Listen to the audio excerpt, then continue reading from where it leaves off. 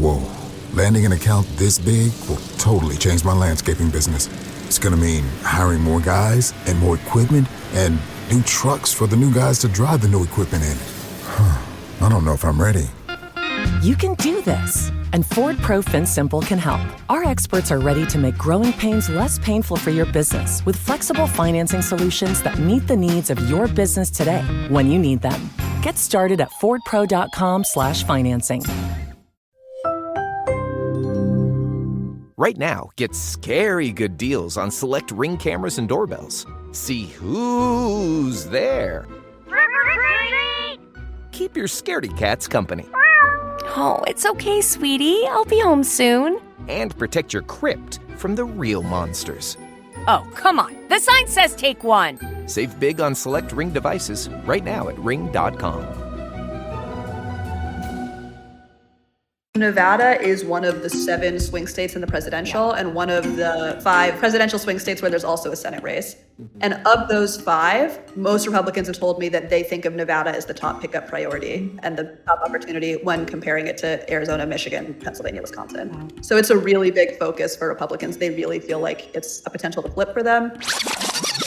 And it's a more complex case for Democrats to say it's actually to do with global supply chains and the war in Ukraine and trying to argue over what the root cause of inflation is. But when people hear, okay, Democrats passed a bill called the Inflation Reduction Act. Was inflation reduced? Yeah, inflation is closer now to 2%. Does that mean prices went down? No, right? And you'll see Republicans saying Democrats spent all this money when they had a trifecta and prices are high, and make that correlation in your head and vote Republican. Trump, big line on energy is drill, baby, drill. That's what he always says. He said that's how we're gonna bring gas prices down. Nevada doesn't have oil, so there's nothing to drill, right? Even Republicans acknowledge that renewables are sort of part of the solution and part of the future in Nevada. And I think that's one of the challenges with messaging on the Inflation Reduction Act is the name. One of the big problems for Democrats this election is that most people don't know what it is and that it's kind of a misnomer. In this episode, we'll be turning to Gabby Birenbaum, who reports for the Nevada Independent. She recently wrote an article called "The Inflation Reduction Act May Transform Nevada. Will Voters Care?" Today, we'll dissect the Inflation Reduction Act and how it's coming into play in the swing state of Nevada.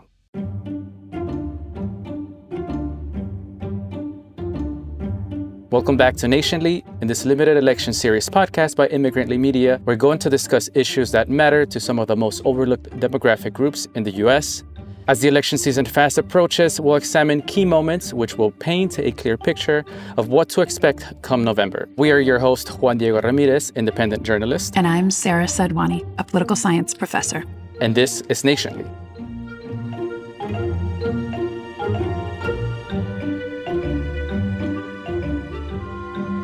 Gabby, thanks so much for coming onto the show. We're so happy to have you here. Thank you so much for having me, guys. I'm excited. Can you give us a breakdown of what the Inflation Reduction Act is and what it consists of, and how does that affect everyday people? Yeah, it was this sort of catch-all bill with a bunch of Democratic priorities that passed in 2022. My article focused a ton on clean energy. There were billions of dollars in subsidies for clean energy around the country. That included tax credits that people can claim for getting electric vehicles and things like that, both for consumers and then also for companies. The portions that are probably more known have to do with healthcare. So people might have heard that if you're on Medicare for people 65 and up, now has the power to negotiate the price of 10 drugs and bring those costs down. It included a $35 cap on insulin for seniors.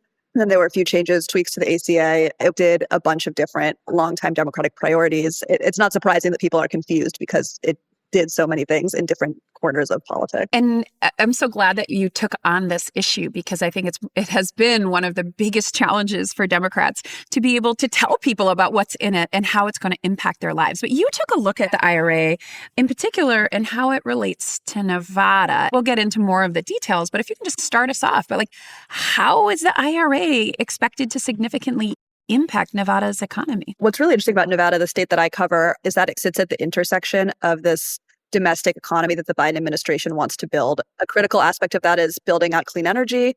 And Nevada has right now the only active lithium mine in the country. Lithium is one of the most coveted materials in the world right now. Some call it white gold.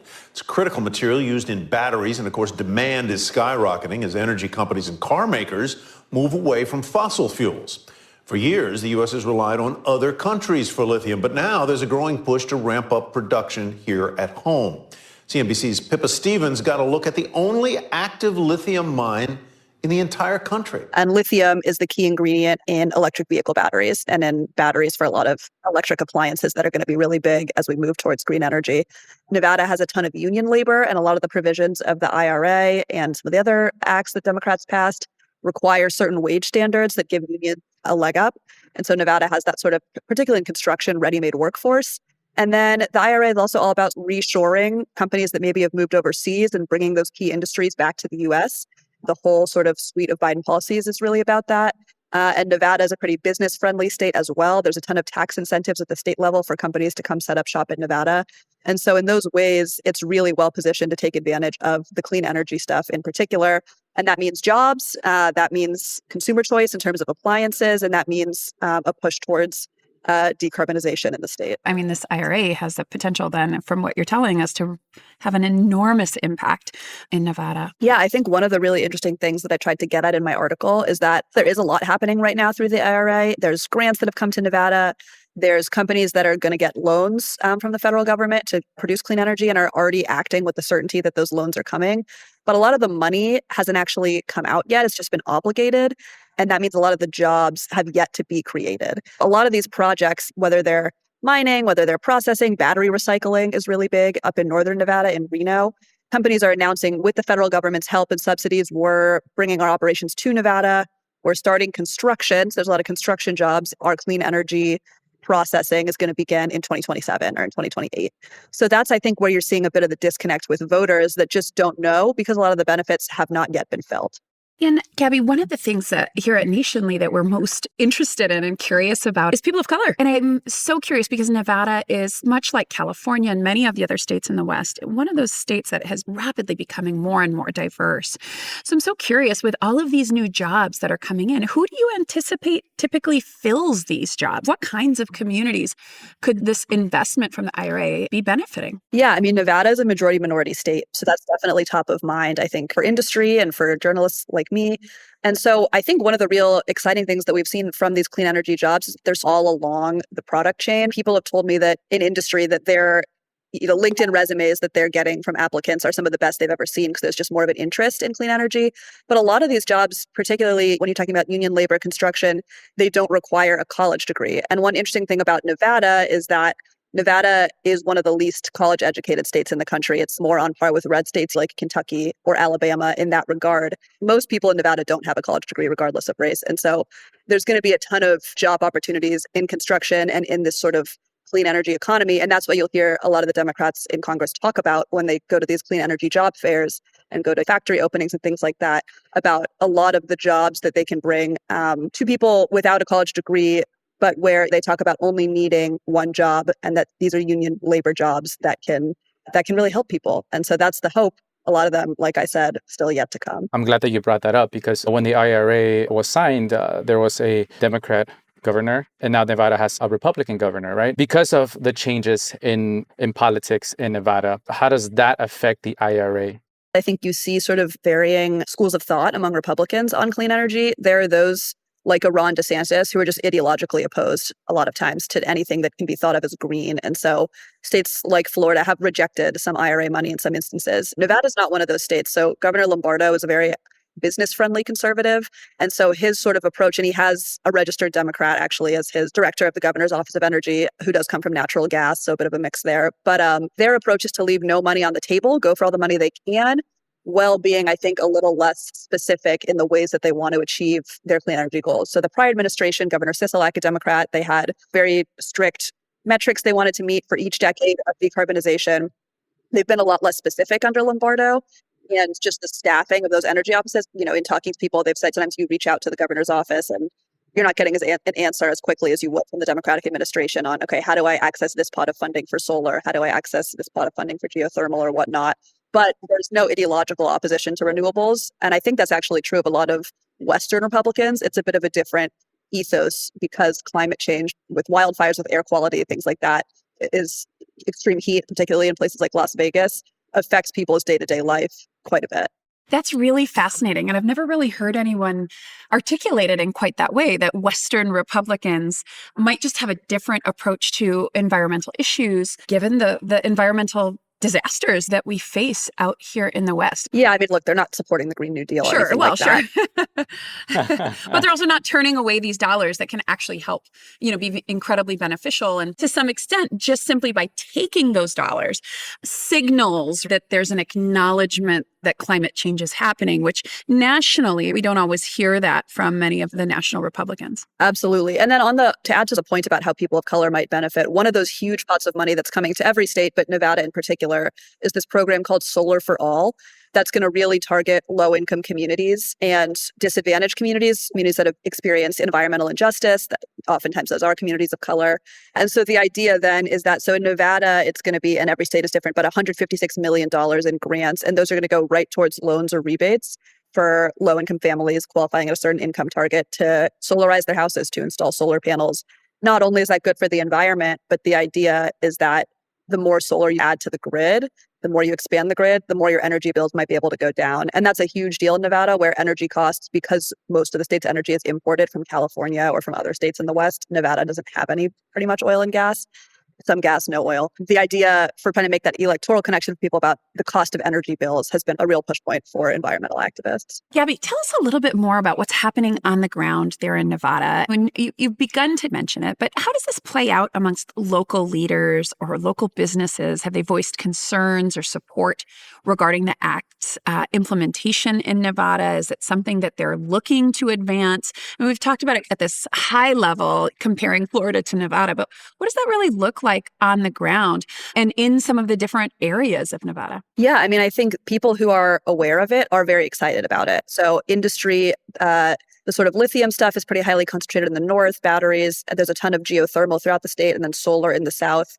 This has been huge for employers, businesses, and climate conscious people who are looking to weatherize their homes, to make energy efficiency upgrades. This has been huge for them. But a lot of people just don't know about it. And so I think the real target for people who are proponents of the law is just awareness. And a lot of that is because a lot of the benefits are yet to accrue. That Solar for All program that I mentioned, Nevada, the award has been obligated, but is likely not coming until later this month. And then it's going to take time for the state's energy bank to start setting up these rebates to make sure that people know about them. So there's a lot of education being done, particularly trying to reach out to low-income community members and make sure they know, hey, you're eligible for this solar upgrade on your roof if you want it. Trying to make sure that multifamily buildings are included, but a lot of it is just lack of awareness. I'm so curious because we're talking here about sort of the nuts and bolts of how it works and how people can access these benefits. But the title of your article was that the Inflation Reduction Act may transform Nevada. Will voters care? And I think that's such a fascinating juxtaposition between, can people actually access these benefits that might be available to them? And will it impact their decision-making at the ballot box, especially as you lay out, there are many benefits that people haven't yet realized. So I'm curious if, in your opinion, will this act have a lasting impact on Nevada's political landscape? Is it going to impact the outcome of voters' decision-making this fall, or are voters going to prioritize just different issues? It's really interesting because if you're trying to convince people to care about the clean energy benefits, it's a double negative. It's, vote for Democrats because these benefits that we don't have yet, we need them to stay intact. And Republicans have promised to take them away. So it's trying to convince people of something they haven't yet seen or felt. And I think what's activists are doing that are pretty smart is trying to tie it to the economy, because in pretty much every poll I've seen of Nevada, as in most swing states this cycle, the economy is the biggest issue. Nevada, because it's an economy that's so based on tourism, really suffers whenever there's any type of economic decline. So they're still in some ways recovering from COVID. Take a live look at the Las Vegas Strip this morning, just hours after a statewide shelter in place was declared by Nevada's governor. Reporter Hector Mejia has more on how the business shutdown will affect one of the biggest tourist spots in the country. Good morning from a very empty Las Vegas Strip where overnight casinos shut their doors. Particularly in Southern Nevada, when the Las Vegas Strip went dark and there was no money coming in. High energy bills, as I mentioned, it speaks to that sort of high cost of living that people are experiencing. Activists are really trying to talk about, when you hear about these federal investments in clean energy, let's get that in people's mind to think about jobs and to think about lower energy bills. One activist put it to me as, people might not be ready to get a new dishwasher or get a new washing machine. But when they do, in 2-3 years, when you're ready for a new appliance, you want these consumer credits that the IRA provides to get energy efficient appliances and get whatever percent knocked off on your taxes. And so it's a lot of making the case to people that you want these benefits to be around in the future, even if you haven't taken advantage of them yet. I find that fascinating because how do you sell something that you yet not have from your reporting? Like, how do these politicians frame the IRA to get those votes? And do you see those campaigns working? You hear Joe Biden say, when I think of clean energy, I think of jobs. That's like his go-to line. I'd say, I think climate, I think jobs.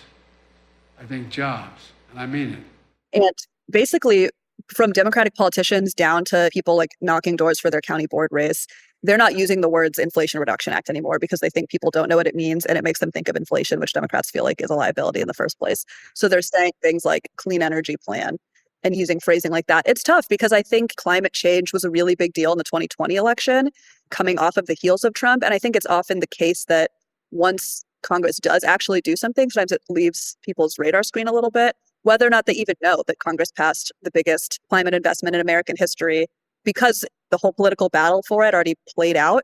I think us in the press are guilty too of sometimes moving on from that topic. And then it was pretty top of mind for voters in Las Vegas because they had just an excruciating summer with the extreme heat. But up in Reno in the north, they actually had a relatively tame wildfire season, which is how they experienced climate change. And so it might not be on their minds as much. And so it's just interesting how the specifics of how climate change affects your life season to season might impact how voters are thinking about it. But when you have cost of living taking up the political narrative and what people are thinking about, sometimes it can be hard for those issues that feel more existential and big picture, like climate change, to really be top of mind. When we come back, we'll continue speaking to Gabby Birenbaum, who's helping us break down the Inflation Reduction Act. Don't go anywhere.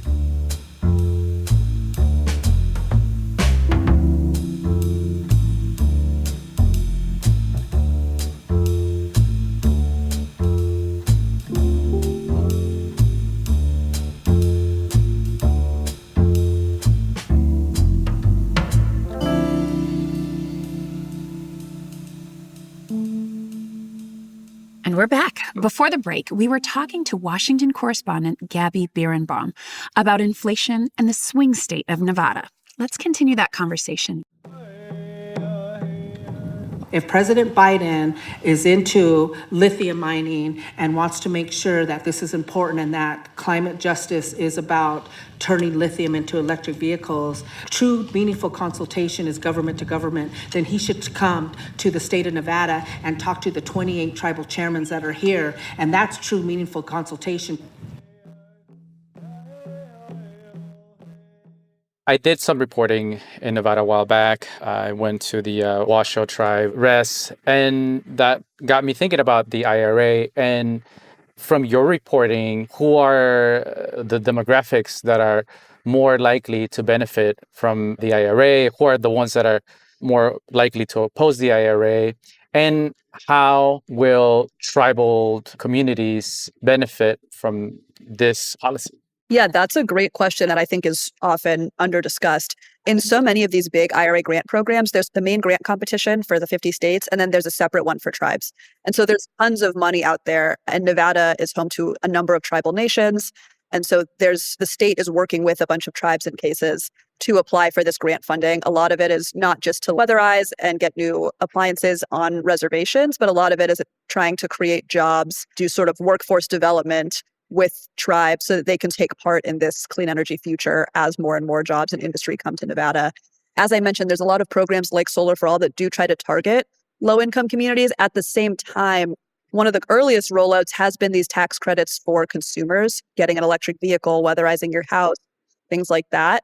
And because those benefits have been really associated so far with homeowners, we've seen throughout the U.S. that people who have been able to claim these tax credits and save money because they're making clean energy upgrades has been pretty correlated with upper middle class or wealthier people. And so some of that is just knowledge, and there's just a knowledge gap. Some of that is who owns homes and where you can get these upgrades. As we're becoming a renter nation. Exactly. Yeah. Yeah. And I'm a renter. I'm like, can I take advantage of any of these credits? No. But yeah. So I think as more of the programs that are geared towards multifamily and low-income communities get rolled out, and as people try to get more awareness about some of these consumer tax credits. We'll see if that starts to even out. But at least in the early first year, second year tax returns, we've seen that the benefits have been mostly among people in higher income brackets. It may or may not be on the minds of voters. It's a job of candidates to do this work and talk with them. But I'm curious if you feel like it's playing out in some of these other races. There's, of course, a big Senate race with Jackie Rosen. Yeah, it's interesting. I spent like 7 months reporting this story, and I also cover the Senate race, and it just barely gets talked about, like the clean energy stuff, which is disappointing to me. But I get it, because if you care about climate change, if that's a top issue for you, you're probably already voting for Jackie Rosen, right? So maybe the upside there isn't there as much for her. I know that a lot of clean energy organizations have already or plan to endorse her and do some canvassing and advertising on her behalf, talking about clean energy. I think every Democratic politician in Vegas has toured it because it's like an easy win, like an easy ribbon cutting for them. But a lot of those actual project openings, like I mentioned, are going to be later. And so politicians like ribbon cuttings, right? They like a bridge opening and a pothole being fixed, anything like that. And so some of it, I think, honestly, is correlated with how much is yet to come. Even like the governor, who's a Republican, has shown up to companies in Northern Nevada who've received billion-dollar loans from the Department of Energy to do lithium-related work and things like that. But a lot of the actual opening of these facilities and plants will be later on.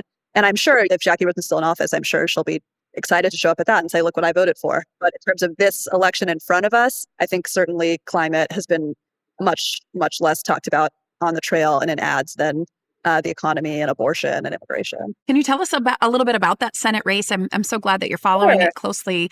But I'm sure folks will want to hear a little bit more about who are the candidates and what is at issue here and just how close of a race this is looking to be. Nevada is one of the 7 swing states in the presidential and one of the 5. It depends how you count Montana and Ohio, which are red states that have an incumbent Democratic senator, right? But one of the 5 presidential swing states where there's also a Senate race. And of those 5, most Republicans have told me that they think of Nevada as the top pickup priority and the top opportunity when comparing it to Arizona, Michigan, Pennsylvania, Wisconsin.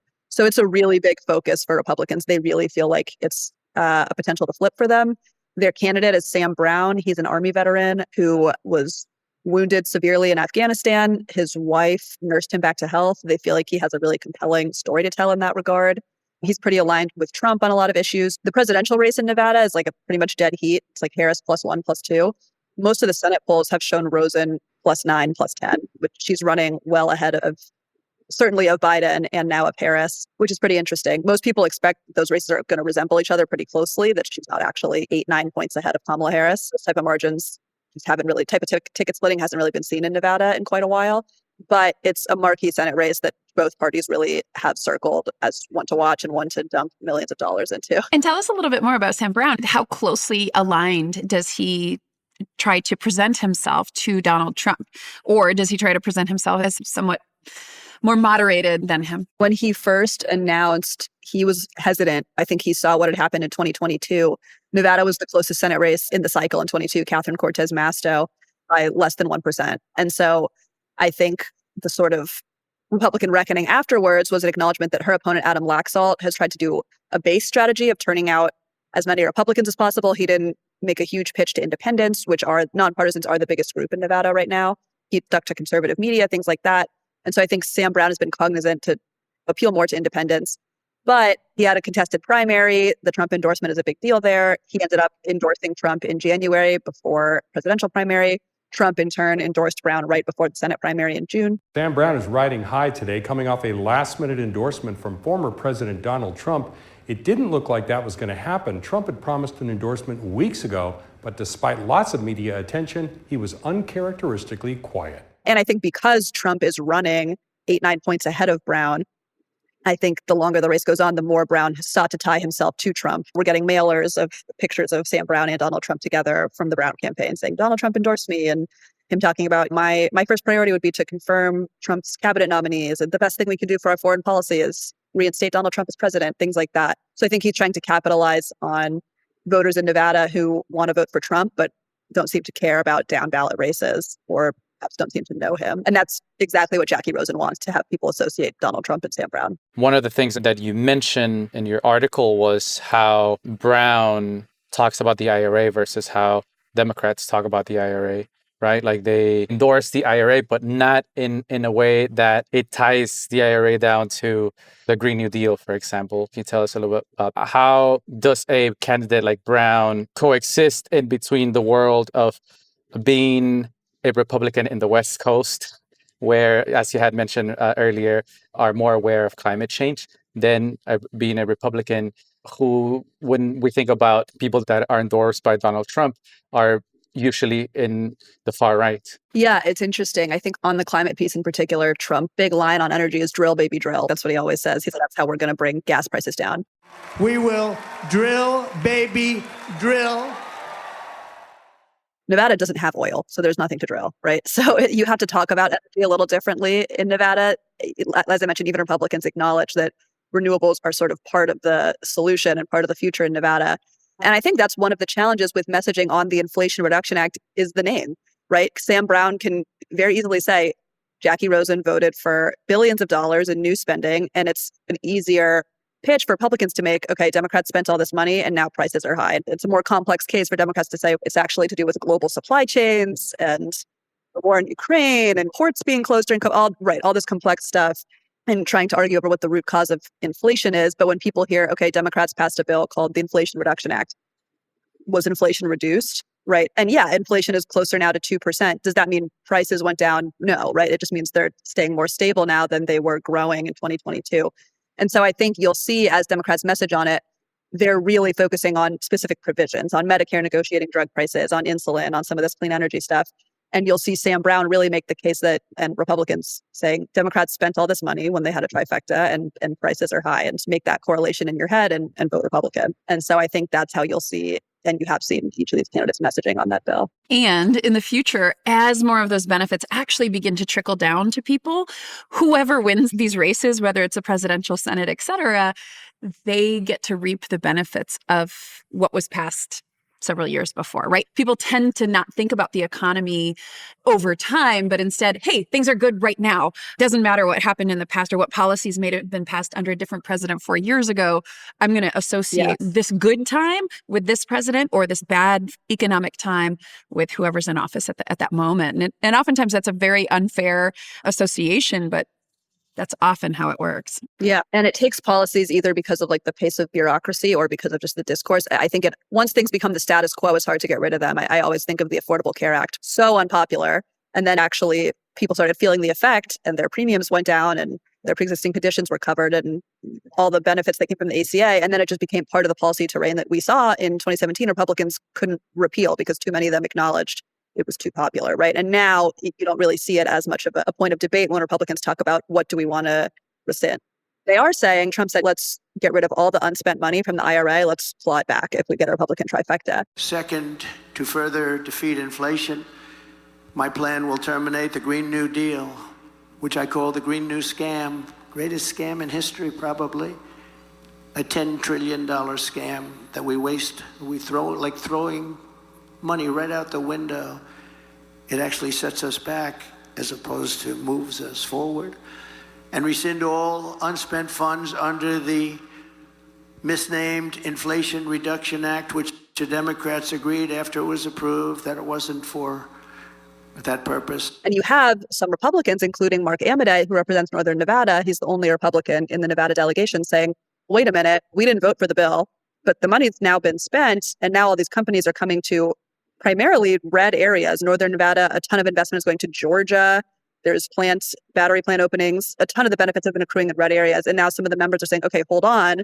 This is actually bringing jobs to our district. So the longer that a policy stays in place often, the harder it is to get rid of because there's a political consensus around it. And the question is, will the IRA have enough time for people to feel the benefits to where it becomes politically unpopular to rescind it?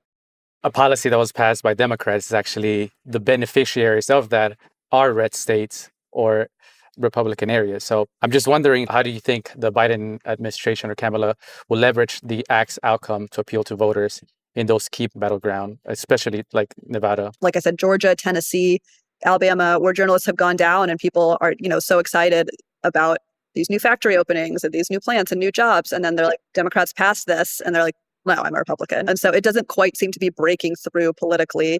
And I think part of that is a Democratic messaging challenge. And part of that is incumbent on Democrats to really be out there and say, look what these investments that we passed have brought. But yeah, the benefits accruing in red states, it's certainly something that the Biden administration notices and likes to talk about. But whether it's actually translating to votes, I think there's not a ton of evidence to show yet that's occurring. Is there anything else that we should know that voters need to hear or that we haven't covered? I would just say there's so many IRA benefits floating around out there that are going to come online in the next year. And so people should just really try to pay attention to that and see if they're eligible for any of these upgrades and tax credits. Most states have a state office of energy that can point you to all the various consumer benefits that you might be eligible for. So yeah, I would just encourage people to get some money where you can. Thank you for that, Gabby. Again, this was just an amazing conversation, and I feel like I learned so much as well, not just about the IRA, but in particular how it impacts this crucial swing state of Nevada. If folks want to follow up with you, how can they find you on social media? Yeah, sure. If you want to follow me on, I don't know if we're supposed to call it Twitter or X anymore, but it's at Birenbaum, Biren, and then BOMB. Made that Twitter account in high school and can't change the name. I'm at the Nevada Independent. We're a nonprofit, nonpartisan newsroom. We've got a really fun elections team that's trying to cover every angle of the state that's going to be really critical. And so feel free to follow my work and my team's work over there. Thank you so much for joining us. Thank you, guys. This was super fun. That was our conversation with the Nevada Independent's Gabby Birenbaum. Thanks for listening to this episode of Nationally Podcast, brought to you by Immigrantly Media. We hope you liked the episode. Nationally releases weekly on Thursdays on all streaming platforms. If you have thoughts you'd like to share with us, please email them to info@immigrantlypod.com.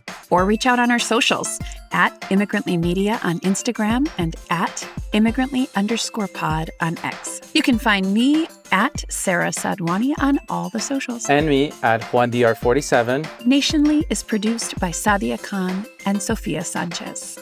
This episode was written and researched by Sophia Sanchez. Our sound designer and editor is Juan Velez. The Nationally theme music is by Simon Hutchinson. Additional music is by Epidemic Sound. Thanks so much for listening, and have a great week.